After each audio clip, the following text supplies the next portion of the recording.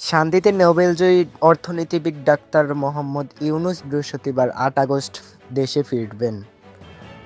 বর্তমানে চিকিৎসাজনিত কারণে ফ্রান্সের রাজধানী প্যারিসে অবস্থান করছেন তিনি। বুধবার ৭ আগস্ট মোহাম্মদ ইউনূসের মুখপাত্র সংবাদ সংস্থা রয়টার্সকে এ তথ্য জানান। বৈষম্য বিরোধী আন্দোলনের দেশের অব্রন্ত পরিস্থিতিতে পদত্যাগ করে দেশ ছাড়ছেন শেখ হাসিনা।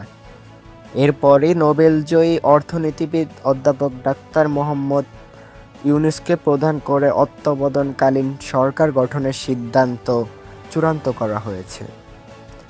দেশে ফিরে তিনি দায়িত্ব গ্রহণ করবেন বলে জানা গেছে।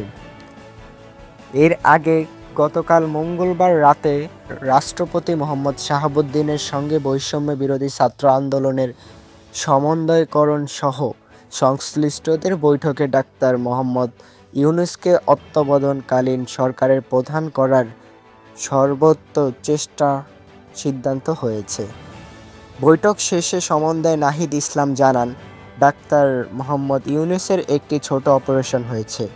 তিনি এখন প্যারিসে আছেন।